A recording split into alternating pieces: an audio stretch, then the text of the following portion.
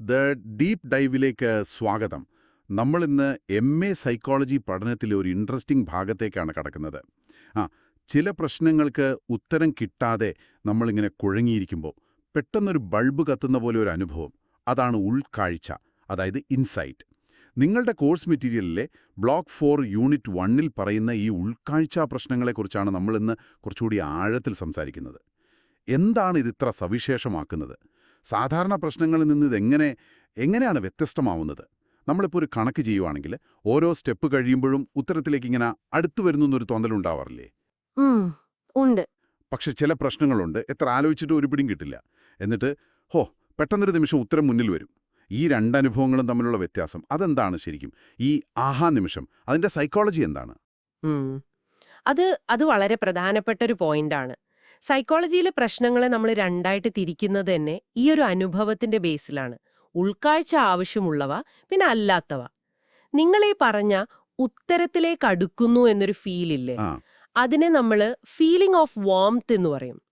ഉൾക്കാഴ്ച ആവശ്യമില്ലാത്ത പ്രശ്നങ്ങളിൽ, അതായത് ഇപ്പോൾ ഘട്ടം ഘട്ടമായി സോൾവ് ചെയ്യാൻ പറ്റുന്ന കണക്കുകളിലൊക്കെ നമ്മൾ ഉത്തരത്തോട് അടുക്കും തോറും ഈ വാംത്ത്, ഈ ചൂട് കൂടി വരും. നമുക്ക് തോന്നും ഞാൻ എത്താൻ പോകുന്നു. അതെ. എന്നാൽ ഉൾക്കാഴ്ചാ പ്രശ്നങ്ങളിൽ ഈ ഫീലിംഗ് ഓഫ് വാംത്ത് ഒന്നുകിൽ വളരെ കുറവായിരിക്കും, അല്ലെങ്കിൽ ചിലപ്പോൾ ഉണ്ടാവുകയില്ല.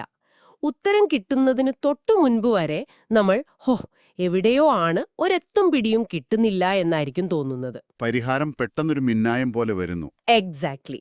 ഇത് നമ്മുടെ മെറ്റാകോഗ്നിഷൻ, അതായത് നമ്മുടെ ചിന്തയെക്കുറിച്ചുള്ള നമ്മുടെ തന്നെ ഒരു ധാരണ. നമ്മുടെ ചിന്തയെ നമ്മൾ എങ്ങനെ കാണുന്നു എന്നത്. അതെ, അതിനെ ഇത് കാര്യമായി ബാധിക്കും. നോൺ ഇൻസൈറ്റ് പ്രശ്നങ്ങളിൽ നമുക്ക് ഏകദേശം പറയാൻ പറ്റും ഇതെനിക്ക് സോൾവ് ചെയ്യാൻ പറ്റുമോ, എത്ര സമയമെടുക്കുമെന്നൊക്കെ. ഒരു പ്രിഡിക്ഷൻ സാധ്യമാണ്. പക്ഷേ ഇൻസൈറ്റ് പ്രശ്നങ്ങളില് ഈ പ്രവചനം പലപ്പോഴും തെറ്റും. അപ്പോ സ്വന്തം ചിന്തയെക്കുറിച്ച് പോലും ഒരു കൃത്യതയില്ലാത്ത അവസ്ഥ, ഈ ഒരു പിടികിട്ടായ്മ, ഈ പെട്ടെന്നുള്ളൊരു കണ്ടെത്തൽ, ഇതിനെക്കുറിച്ച് ഗസ്റ്റാൾട്ട് സൈക്കോളജിസ്റ്റുകൾ ഒരുപാട് സംസാരിച്ചിട്ടുണ്ടല്ലേ? കോഹ്ലറുടെ ചിമ്പാൻസികളുടെ കാര്യമൊക്കെ നമ്മൾ ഓർക്കുന്നുണ്ടാവും. അവരുടെ കാഴ്ചപ്പാട് എന്തായിരുന്നു? തീർച്ചയായും.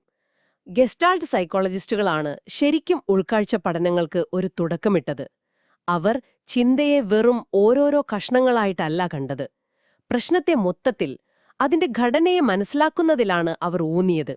ഹോളിസ്റ്റിക് ആയിട്ട്. അതെ. കൊഹ്ലറുടെ ചിമ്പാൻസി വെറുതെ ഓരോ പെട്ടിയും വടിയും എടുത്തു നോക്കുകയല്ലായിരുന്നു.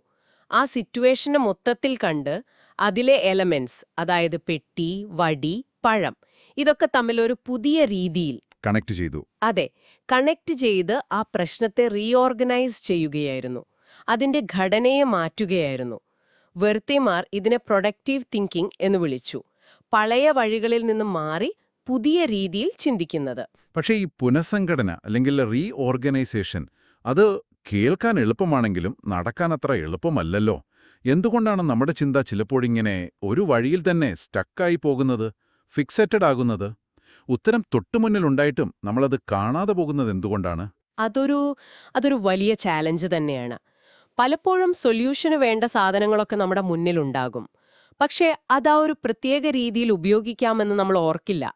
ഇതിന്റെ ഒരു പ്രധാന കാരണം ഫങ്ഷണൽ ഫിക്സഡ്നെസ് ആണ്. ഫങ്ഷണൽ ഫിക്സഡ്നെസ്, അതായത് ഒരു സാധനത്തെ അതിന്റെ സാധാരണ ഉപയോഗത്തിൽ മാത്രം കാണാനുള്ളൊരു ടെൻഡൻസി. ഉദാഹരണത്തിന് ഒരു ചുറ്റിക ആണിയടിക്കാൻ മാത്രമുള്ളതാണെന്ന് കരുതുന്നത് പോലെ. അതെ, ചിലപ്പോൾ അതൊരു പേപ്പർ വെയിറ്റ് ആക്കാം, അല്ലെങ്കിൽ വാതിൽ തുറന്നു വെക്കാൻ ഉപയോഗിക്കാം.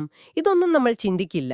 ഈ ഒരു മുൻവിധി അല്ലെങ്കിൽ ഈ ഫിക്സേഷൻ, അത് പ്രശ്നത്തെ പുതിയ രീതിയിൽ കാണുന്നതിൽ നിന്ന് നമ്മളെ തടയും. ആ റീഓർഗനൈസേഷൻ നടക്കില്ല. ഓക്കെ. അപ്പോഴാണ് ചിലപ്പോൾ ചെറിയ സൂചനകൾ, ഹിൻസ്, ഹെൽപ്പ് ചെയ്യുന്നത്. ഒരു ചെറിയ ഹിന്റ് മതിയാവും ചിലപ്പോൾ നമ്മുടെ ചിന്തയെ ആ പഴയ ട്രാക്കിൽ നിന്ന് മാറ്റാൻ. അതുപോലെ പ്രധാനപ്പെട്ട ഒന്നാണ് സഗാസിറ്റി എന്ന് പറയുന്നത്. സഗാസിറ്റി, അതായത് ഒരു പ്രശ്നം പരിഹരിക്കാൻ ആവശ്യമുള്ള പ്രധാനപ്പെട്ട വിവരങ്ങൾ തിരിച്ചറിയാനും ആവശ്യമില്ലാത്തതിനെ ഒഴിവാക്കാനുമുള്ള കഴിവ്.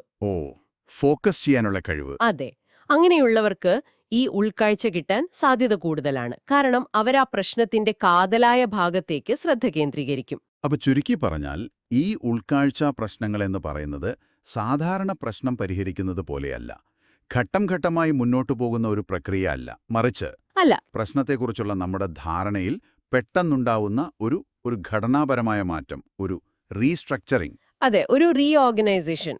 നമ്മുടെ ചിന്തയിലുണ്ടാവുന്ന ഒരു ഷിഫ്റ്റാണ് അവിടെ പ്രധാനം. ഈ പ്രോസസ്സിൽ നമ്മുടെ മെറ്റാകോഗ്നിഷൻ, അതായത് സ്വന്തം ചിന്തയെക്കുറിച്ചുള്ള നമ്മുടെ അറിവ് പോലും അത്ര ക്ലിയർ ആയിരിക്കില്ല.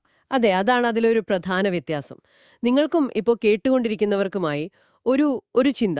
ഈ ഉൾക്കാഴ്ച പ്രശ്നങ്ങളെക്കുറിച്ച് മനസ്സിലാക്കിയത് നിങ്ങളുടെ പഠനത്തിലോ അല്ലെങ്കിൽ ലൈഫിലോ നേരിടുന്ന ചില തടസ്സങ്ങൾ, ചില ബ്ലോക്കുകൾ, അതിനെ മറികടക്കാൻ ഇതെങ്ങനെ സഹായിക്കുമെന്ന് ആലോചിച്ചു നോക്കൂ.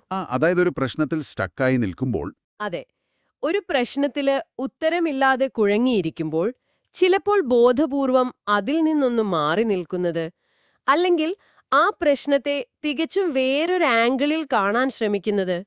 ഇതൊക്കെ ആ ആഹാ മൊമെന്റിനെ, ആ ഇൻസൈറ്റിനെ വേഗത്തിലാക്കുമോ? ആകാം. ഉൾക്കാഴ്ചയെ പ്രോത്സാഹിപ്പിക്കുന്ന സാഹചര്യങ്ങൾ നമുക്ക് തന്നെ ക്രിയേറ്റ് ചെയ്യാൻ പറ്റുമോ? ഇൻട്രസ്റ്റിംഗ് ചോദ്യമാണ്. ഇതിനെക്കുറിച്ച് തീർച്ചയായും ആലോചിക്കേണ്ടിയിരിക്കുന്നു. അതെ, ഇതിനെക്കുറിച്ച് കൂടുതൽ ചിന്തിച്ചു നോക്കൂ.